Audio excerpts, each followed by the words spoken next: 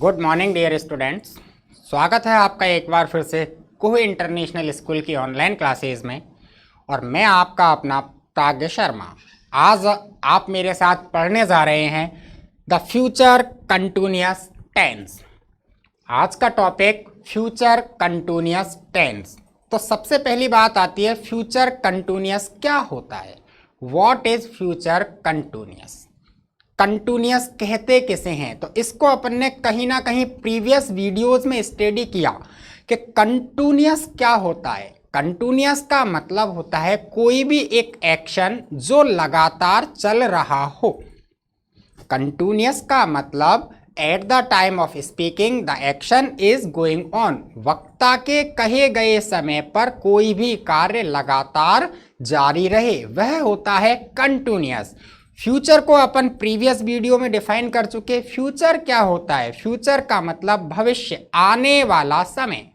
तो future continuous का मतलब हुआ कोई भी एक ऐसा कार्य जो आने वाले समय में लगातार चलता रहेगा, वह है अपने लिए फ्यूचर कंटिन्यूअस टेंस। अब बात करते हैं फ्यूचर कंटिन्यूअस की डेफिनेशन की। फ्यूचर कंटिन्यूअस को डिफाइन किस प्रकार किया जा सकता है? तो फ्यूचर कंटिन्यूअस को डिफाइन करते हैं अपन कि we use the future continuous tense. हम फ्यूचर कंटिन्यूअस टेंस का प्रयोग करते हैं to talk about an action, किसी एक क्रिया के बारे में बात करने के लिए, और सिचुएशन या किसी एक स्थिति को दर्शाने के लिए, दैट वी थिंक, जिसके बारे में हम ये सोचते हैं, विल बी कंटिन्यूइंग, कि वह लगातार चलती रहेगी, एट अ पर्टिकुलर टाइम, किसी एक निश्चित समय तक, इन द फ्यूचर, भविष्य काल में। ये तो हुई अपन की फ्यूचर कंटिन्यूअस की डेफिनेशन कि फ्यूचर कंटिन्यूअस एक ऐसा टेंस है जो ऐसे कार्यों को दर्शाता है जो भविष्य काल में किसी एक निश्चित समय तक लगातार चलते रहेंगे। क्लियर है? फॉर एग्जाम्पल कि किस प्रकार से चलते रहेंगे, तो एग्जाम्पल की बात करते हैं तो देखिए फर्स्ट आता है वह स्कूल जा रहा होगा। जा रहा होगा, गया तो नहीं है ना, होगा। फ्यूचर अपन ने इमेजिन किया है, अपन ने सोचा है, विचार किया है कि वह स्कूल जा रहा होगा। तो अपन ने जब ये सोचा है तो वह उस समय भविष्य काल में लगातार चल रहा होगा। क्लियर? सेकंड एग्जाम्पल इज वह बाजार में सब्जी बेच रहा होगा। कोई भी व्यक्ति है, उसका काम है सब्जी बेचना, तो अपन ने उसके बारे में एक कल्पना कर ली कि कल वो क्या कर रहा होगा। तो अपन ने उसके बारे में परिकल्पना की कि कल वह इस समय बाजार में सब्जी बेचने का काम कर रहा होगा। कल ही तो होगा, लेकिन लगातार करता रहेगा।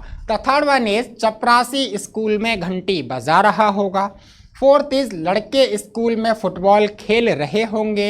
And fifth and last is वे उससे मेरे बारे में बात कर रहे होंगे। ये जितने भी सेंटेंसेस हैं, ये सारे के सारे सेंटेंस रिलेट करते हैं फ्यूचर कंटिन्यूअस टेंस को।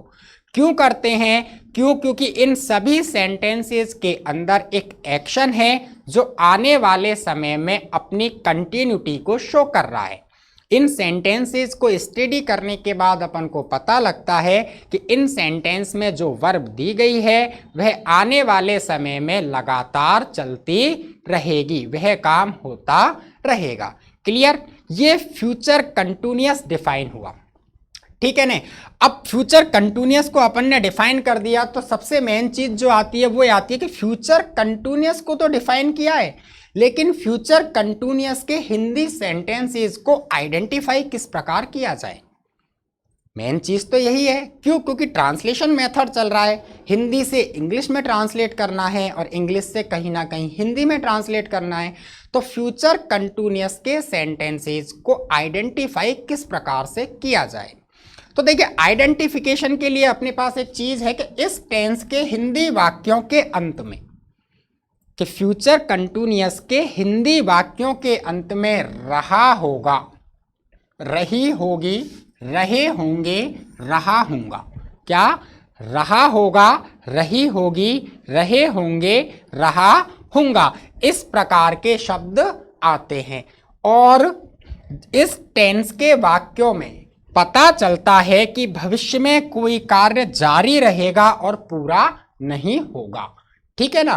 क्या आइडेंटिफिकेशन निकली? सबसे पहली तो वाक्य के लास्ट वर्ड क्या होंगे? रहा होगा, रही होगी, रहे होंगे, रहा होगा। और इन वाक्यों की जब अपन स्टडी करेंगे तो अपन को क्या चीज देखने को मिलेगी? कोई भी एक एक्शन है जो फ्यूचर टेंस में चल रहा होगा लेकिन पूरा नहीं होगा।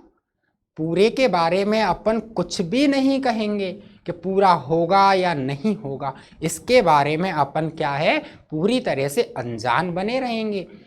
ठीक है ना। जैसा कि प्रीवियस स्लाइड में देखा अभी आपने एग्जाम्पल, वहां से अपन एक एग्जाम्पल को उठाते हैं, वह सब्जी बेच रहा होगा। कब तक बेचेगा आपको मालूम है क्या? आपने तो केवल इतना जज किया है, इतना सोचा है कि वह बेच रहा होगा, सब्जी बेचने का काम कर रहा होगा, लेकिन कब तक नहीं है ना। सब्जी पूरी बिकेगी या नहीं बिकेगी, इसके बारे में भी कोई नॉलेज नहीं है। तो फ्यूचर कंटिन्यूअस टेंस के माध्यम से केवल कार्य के भविष्य काल में जारी रहने का पता लगता है, उसके पूरे होने का या फिर अधूरे रहने का कोई भी पता नहीं लगता है। क्लियर है।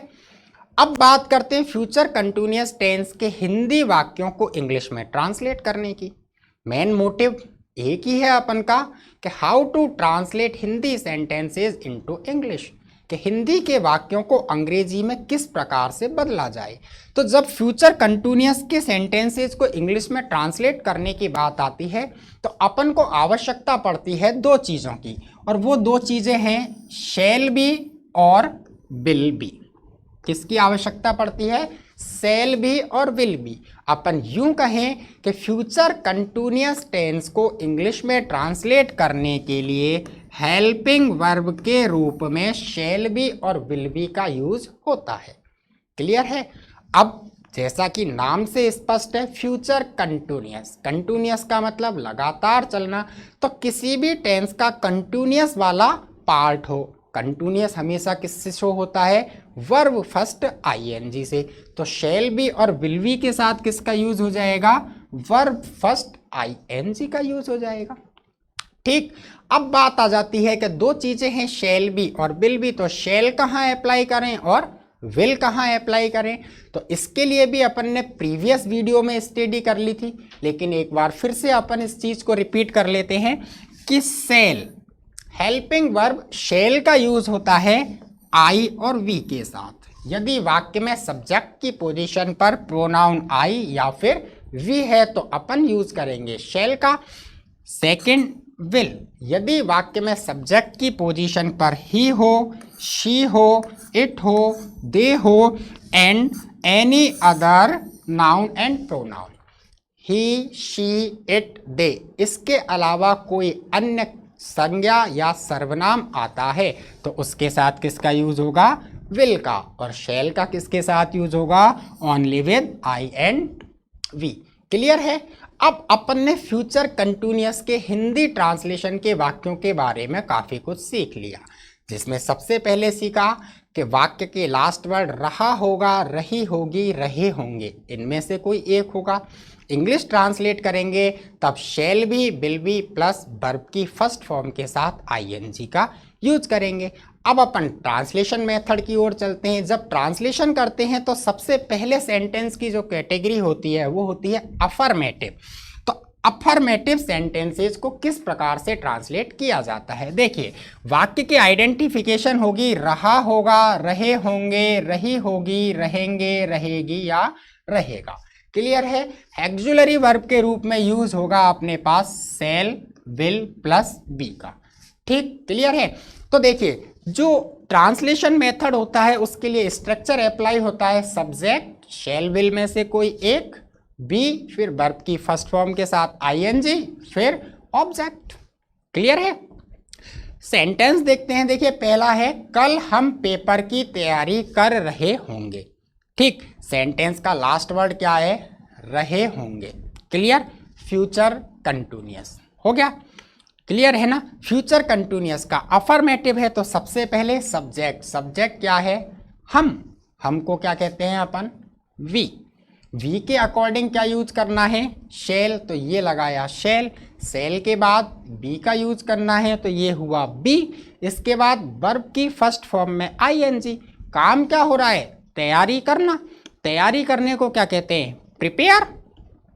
तैयारी करना, प्रिपेयर, आईएनजी लगाएंगे तो कंप्लीट वर्ड क्या बनेगा, प्रिपेयरिंग। तो ये हो गया प्रिपेयरिंग। किसकी तैयारी, एग्जाम की तैयारी। ये हो गया for exam tomorrow. Clear, sentence complete हुआ। We shall be preparing for exam tomorrow. कल हम पेपर की तैयारी कर रहे होंगे। क्लियर है। द सेकेंड सेंटेंस इज वह खेलती रहेगी, मतलब फ्यूचर में खेलने का काम लगातार करती रहेगी। क्लियर है। देखिए तो वह सब्जेक्ट हुआ, वह शी के अकॉर्डिंग क्या यूज करना है, विल। ये हुआ विल, फिर हुआ बी। अब क्या काम कर रही है, खेलने का। खेलने को कहते हैं प्ले, आईएनजी लगाया, प्लेइंग, कंप्लीट हुआ, she will be playing. Clear. इसी प्रकार क्रिकेट का मैच चल रहा होगा, ठीक, अर्थात जब भी आने वाले टाइम में, कल परसों या पल्ले दिन, जब भी देखा जाएगा क्रिकेट का मैच लगातार चल रहा होगा। ठीक है। तो देखिए सब्जेक्टिव पोजीशन पर आया क्रिकेट का मैच, तो ये हुआ द क्रिकेट मैच। ठीक, अपन ने कहा he she it name you they, इसके अलावा कुछ भी आ जा, सबके साथ किसका यूज करना है, अपन को यूज करना है विल का। तो ये हुआ विल और विल के साथ बी। ठीक, अब चल रहा होगा, किसी भी चीज का लगातार चलना, अपन बोलते हैं नॉर्मली क्या चल रहा है, क्या हो रहा है, उसको अपन बोलते हैं गोइंग ऑन। खुद ही कंटिन्यूअस फॉर्म में है, क्यों, क्योंकि अपन कहते हैं ना क्या चल रहा है, तो डेफिनेटली यह काम हो रहा है at the time of speaking, तो उसके लिए वर्ड यूज करते हैं अपन गोइंग ऑन। तो ये हो जाएगा गोइंग ऑन। सेंटेंस बनेगा the cricket match will be going on, cricket का मैच चल रहा होगा। क्लियर है। अगला सेंटेंस है अपने पास मास्टर पढ़ा रहा होगा। ठीक, सब्जेक्ट क्या है, मास्टर, क्या काम कर रहा होगा, पढ़ाने का काम। क्लियर है। तो अपन इसको ट्रांसलेट करने की कोशिश करते हैं। सब्जेक्ट को मास्टर, मास्टर को बोलते हैं अपन द टीचर। क्लियर है। ये हुआ द टीचर। ठीक है, टीचर के अकॉर्डिंग यूज हो जाएगा विल, तो ये हो जाएगा विल, और विल के बाद यूज करना है बी। क्लियर। इसके बाद क्या काम कर रहा होगा, उसमें दे रखा है पढ़ा रहा होगा, पढ़ाने को क्या कहते हैं, टीच, उसमें आईएनजी लगा दें, ये हो जाएगा टीचिंग। ठीक, सेंटेंस कंप्लीट हुआ, the teacher will be teaching, अध्यापक या मास्टर पढ़ा रहा होगा। ये है अपना अफर्मेटिव सेंटेंस। इसके बाद सेकंड कैटेगरी आती है नेगेटिव सेंटेंसेस। तो नेगेटिव सेंटेंसेस को किस प्रकार बनाते हैं, अपन बखूबी जानते हैं। जब सेंटेंस नेगेटिव होता है तो हिंदी में क्या होता है, नहीं का प्रयोग, इंग्लिश में क्या करेंगे, नॉट का प्रयोग। और ये चीज़ अपन को बहुत अच्छी तरह से मालूम है कि जब वाक्य को नेगेटिव बनाते हैं तो नॉट की पोजीशन कौन सी होती है, तीसरे नंबर की। एक दूसरी चीज़ भी अपन को अच्छी तरह मालूम है, जब कोई भी सहायक क्रिया दो शब्दों में आ जाती है तो उन दोनों वर्ड्स के बीच में क्या लगाया जाता है, नॉट। इस प्रकार से अपन पहला शब्द, दूसरा शब्द और बीच में लिख देते हैं नॉट। क्लियर है। तो देखिए स्ट्रक्चर अपन कंप्लीट करते हैं। सबसे पहले होगा सब्जेक्ट, उसके बाद शैल विल, फिर नॉट और फिर बी। क्यों, क्योंकि हेल्पिंग वर्ब दो टुकड़ों में है, दो शब्दों में है, शैल बी और विल बी, तो दोनों के बीच में नॉट लगा दिया। ठीक है ना। उसके बाद वर्ब की फर्स्ट फॉर्म में आईएनजी और फिर ऑब्जेक्ट। इस पैटर्न पे अपन को अपने वर्ड्स जमाने हैं और नेगेटिव सेंटेंस कंप्लीट कर लेना है। देखिए फर्स्ट सेंटेंस है वह अपनी क्लास नहीं लगा रहा होगा। ठीक, सब्जेक्ट क्या है, वह, नहीं आ गया मतलब नेगेटिव हो गया। सब्जेक्ट लिखें ही के बाद शैल विल में से कोई एक, तो ही के अकॉर्डिंग विल, शैल विल के बाद नॉट, ये हुआ नॉट, नॉट के बाद बी, ये हुआ बी। ठीक है। अब क्लास लगाना, क्लास लगाने का मतलब क्या है, क्लास लगाने का मतलब है पढ़ाना। क्या मतलब होता है क्लास लगाना, क्लास लगाने का मतलब पढ़ाना, यही होता है। तो पढ़ाने को अपन बोलते हैं टीच, या फिर क्लास में उपस्थिति करने को अपन बोलते हैं अटेंड। तो वह क्लास नहीं ले रहा होगा, लेने का मतलब ये थोड़ी हाथ से लेना, क्लास लेने का मतलब है क्लास में अटेंड होना, यही है। तो वर्ब हुई अटेंड, उसमें आईएनजी लगाया, ये हुआ अटेंडिंग। ठीक, क्या नहीं लगा रहा होगा, अपनी क्लास, तो ये हुआ हिज क्लास। सेंटेंस कंप्लीट हुआ, he will not be attending his class. Clear. Second is Radha तटीय जगह पर नहीं जा रही होगी। ठीक, ये नहीं नेगेटिव हो गया। ठीक है, सब्जेक्ट कौन है, राधा, तो सबसे पहले सब्जेक्ट लिखें अपन राधा। राधा के अकॉर्डिंग क्या हो जाएगा, विल। ठीक, और ये नॉट और ये बी, क्यों, क्योंकि हेल्पिंग वर्ब क्या है, विल बी, दो भाग हैं, दोनों के बीच में नॉट आएगा, तो ये बीच में नॉट लगा दिया, राधा विल बी। ठीक है, तो वाक्य बना राधा विल नॉट बी। अब वर्ब क्या है, जा रही होगी, जाना, गो, गो में आईएनजी लगाया, गोइंग। ठीक, अब कहाँ, तटीय जगह पर, तटीय जगह को अर्थात समुद्र से सटा हुआ इलाका क्या कहलाता है, कोस्टल एरिया। क्या कहलाता है, कोस्टल एरिया। तो ये हो गया to coastal area. Sentence complete हुआ, Radha will not be going to coastal area. ठीक, इसी प्रकार से अगला देखते हैं, वे शहर के लिए नहीं निकल रहे होंगे। क्या है, वह शहर के लिए नहीं निकल रहे होंगे। क्लियर है। तो देखिए सब्जेक्ट हुआ अपना दे के साथ यूज किया विल, फिर नॉट और बी, कंप्लीट हुआ दे विल नॉट बी। काम क्या हो रहा है, निकलने का, जाने का। ठीक है, तो इसको अपन ने कंप्लीट किया, कम में आईएनजी लगा के, कमिंग आउट फॉर वॉक। वह सैर के लिए नहीं आ रहे होंगे, नहीं निकल रहे होंगे या नहीं जा रहे होंगे, मतलब एक ही है। क्लियर है। अगला सेंटेंस देखते हैं, सूरज नहीं निकल रहा होगा। ठीक है, तो सूरज को क्या कहते हैं अपन, सूरज को कहते हैं सन, तो ये होगा द सन। ठीक, सन के साथ यूज करेंगे अपन विल का, तो ये हुआ विल। सेंटेंस नेगेटिव है तो ये हो जाएगा नॉट, और हेल्पिंग वर्ब का second part be, the sun will not be. अब निकलना, निकलने को क्या कहते हैं, क्या कहते हैं, निकलने का मतलब है कम आउट, बाहर आना, यही है। लेकिन सूर्य निकलना, सूर्य के निकलने का मतलब क्या है, सूर्य का उदय होना, सूर्य का उगना, और उगना या उदय होना क्या कहलाता है, राइज। अपन बोलते हैं ना, sun rises in the east, सूर्य पूरब से निकलता है, सूर्य पूरब में उदय होता है। ठीक, तो सूर्य निकलने के लिए क्या यूज करते हैं अपन, राइज। राइज में आईएनजी लगा दिया जाएगा, ये हो जाएगा राइजिंग। क्लियर है। सेंटेंस बना, the sun will not be rising, सूर्य नहीं निकल रहा होगा।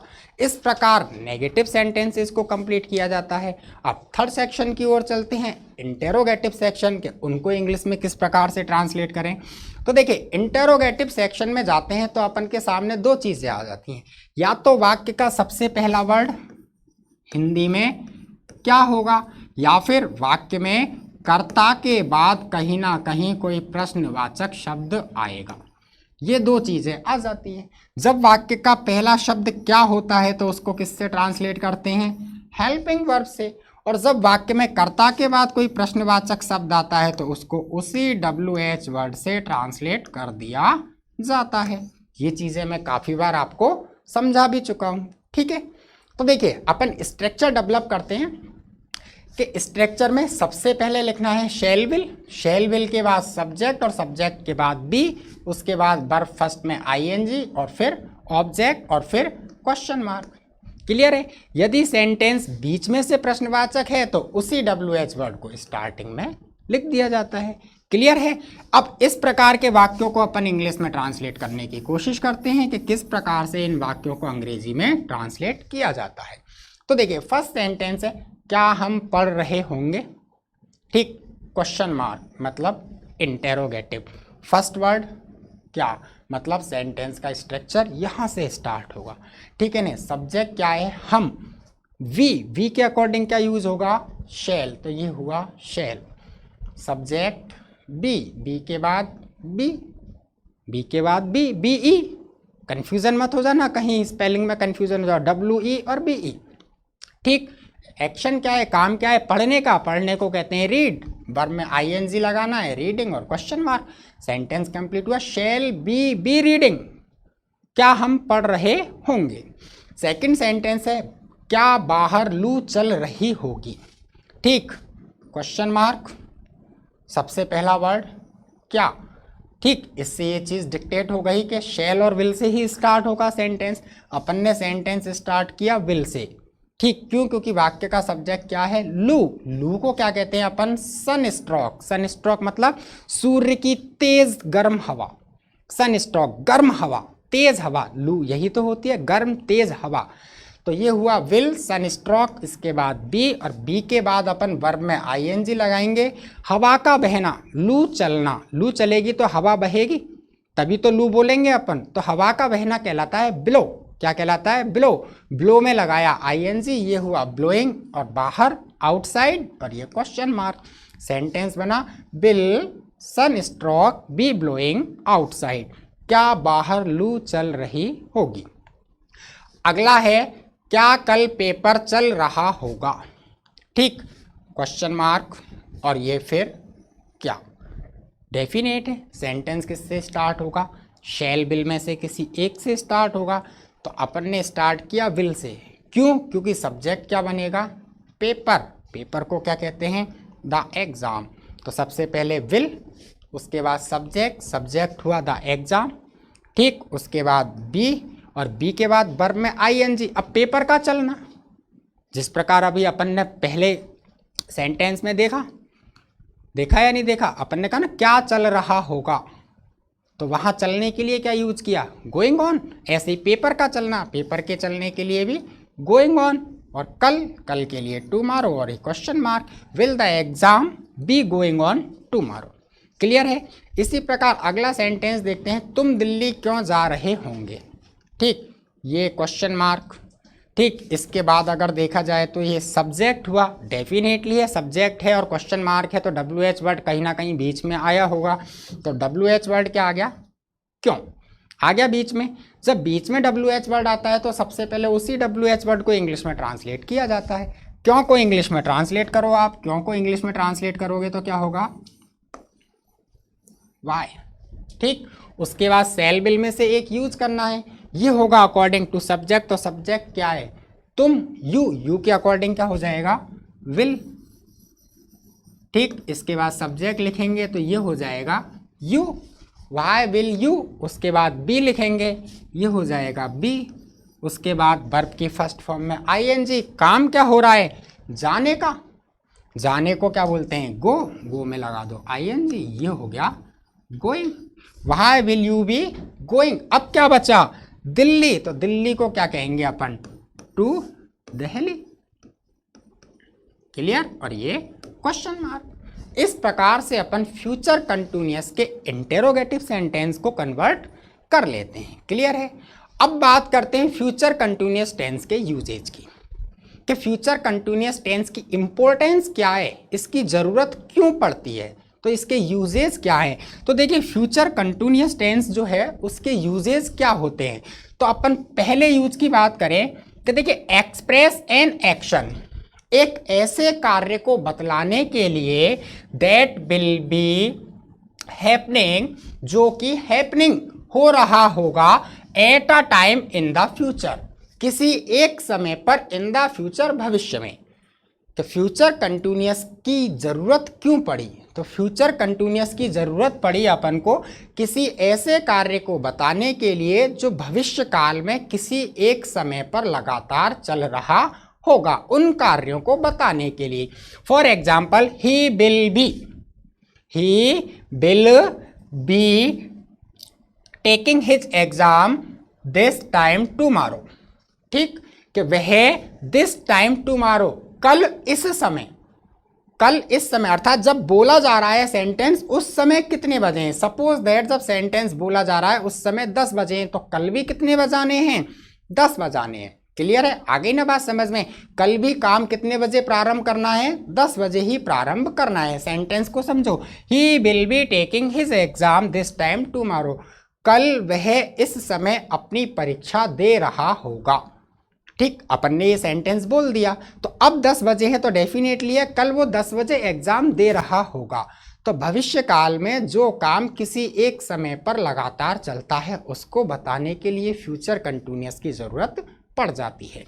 सेकंड है अपने पास कि interrupt an action in the future, भविष्य काल में किसी कार्य के व्यवधान के लिए कि भविष्य काल में कोई काम होगा, लेकिन कोई एक काम हो रहा है तब कोई काम होगा, उस चीज को बताने के लिए भी फ्यूचर कंटिन्यूअस की जरूरत महसूस होती है। For example, I will be doing exercise, मैं एक्सरसाइज कर रहा होऊंगा, व्हेन शी अराइव, जब वो आएगी। अर्थात भविष्य काल में व्हेन शी अराइव, जब वह आएगी, मैं उस समय एक्सरसाइज, कसरत कर रहा होऊंगा।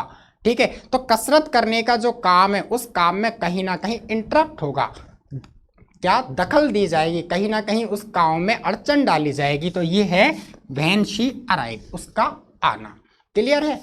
The third is show parallel actions in the future. Parallel actions in the future, parallel का मतलब समांतर, कि भविष्य काल में कोई दो क्रियाएं समांतर रूप से हों, एक समान रूप से हो, मतलब जिस समय कोई क्रिया हुई है उसी समय कोई दूसरी भी क्रिया हो जाए। तो जब दोनों क्रियाएं भविष्य काल में एक ही समय पर प्रारंभ हो रही होंगी तो उन चीज़ों को भी बताने के लिए अपन को किसकी ज़रूरत होती है? फ्यूचर कंटिन्यूअस की ज़रूरत होती है। For example, I will be painting, मैं चित्र बना रहा होऊंगा, and he will be making dinner, और वह खाना अर्थात रात्रि का भोजन पका रही होगी। तो दो काम हो रहे हैं, मेरे द्वारा चित्र बनाना, पेंटिंग करना, और उसके द्वारा डिनर बनाना। ये दो पैरेलल एक्शन है। तो दो पैरेलल एक्शंस को शो करने के लिए भी अपन को किसकी जरूरत होती है? फ्यूचर कंटिन्यूअस टेंस की जरूरत होती है। ये हुआ अपना फ्यूचर कंटिन्यूअस टेंस। अपन ने समझा कि यूजेस क्या क्या होते हैं, हिंदी से इंग्लिश ट्रांसलेट किस प्रकार किया जाता है, आइडेंटिफाई किस प्रकार किया जाता है, और फ्यूचर कंटिन्यूअस रियलिटी में होता क्या है। ठीक है, थैंक यू, धन्यवाद।